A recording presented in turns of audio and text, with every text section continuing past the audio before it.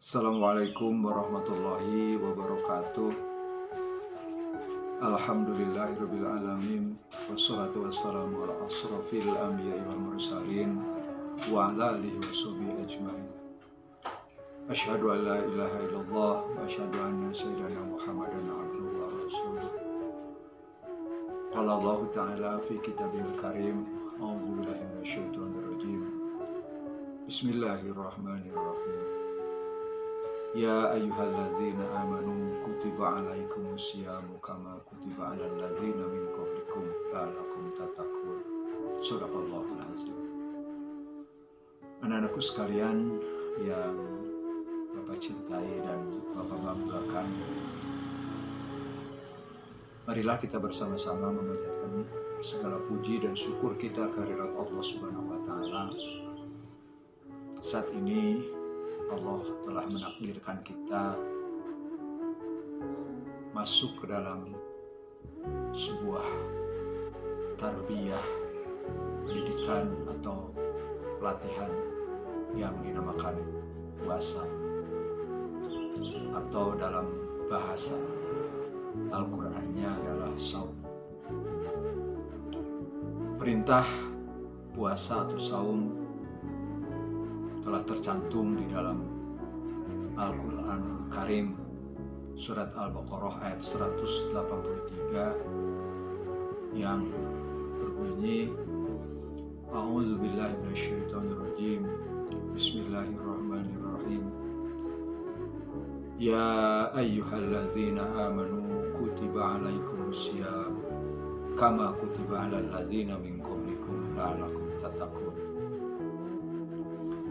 Hai orang-orang yang beriman, telah diwajibkan atasmu berpuasa sebagaimana telah diwajibkan kepada umat sebelum kamu, agar kamu menjadi orang-orang yang bertakwa.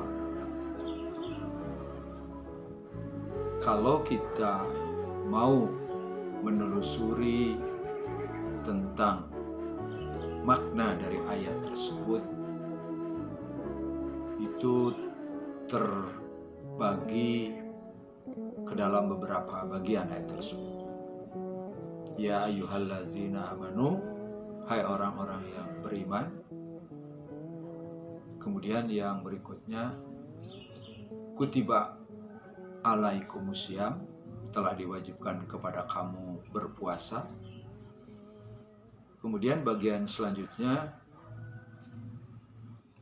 ya ayyuhalladzina amanu kutiba alaikumussyam kama kutiba alal ladzina min qablikum, dan telah diwajibkan kepada umat sebelum kamu.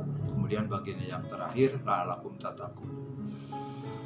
Jadi pertama adalah yang diserunya siapa, yang disuruhnya siapa, yang diwajibkan oleh Allah itu kepada siapa puasa tersebut.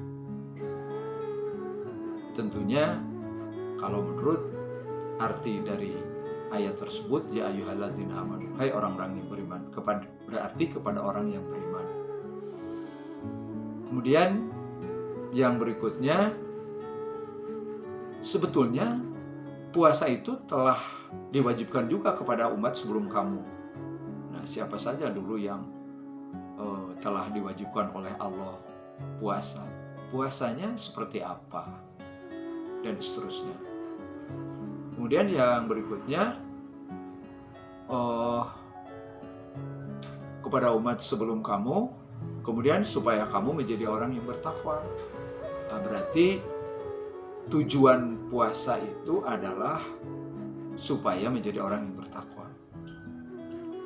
Dengan pengertian tersebut, maka kita harus tahu siapa yang diseru oleh Allah itu. Orang yang beriman itu yang seperti apa? Kenapa Allah tidak menyeru kepada orang yang Islam? Umpamanya, ya ayyuhal muslimun, kan tidak seperti itu. Tapi ya ayyuhalladzina amanu, hai orang-orang yang beriman. Kita sedikit melihat bahwa tingkatan seseorang atau predikat seseorang di sisi Allah itu ada beberapa, dan tingkatan yang paling tinggi itu adalah orang yang bertakwa.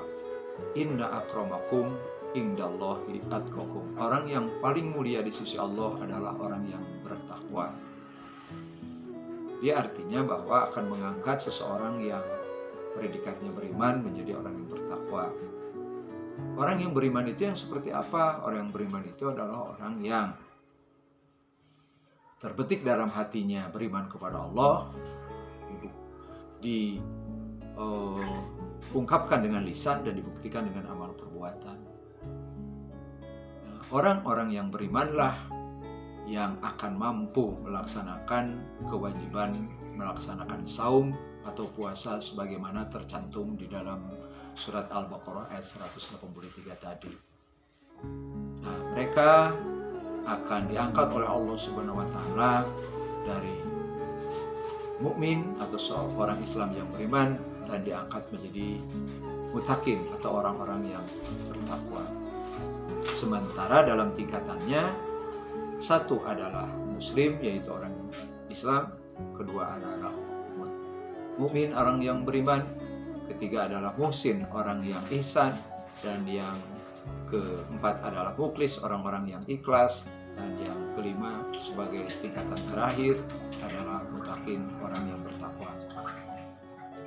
Jadi mari kita sambut bulan suci Ramadan ini dengan sukacita, persiapkan segala sesuatu untuk melaksanakan ibadah kepada Allah Subhanahu wa taala.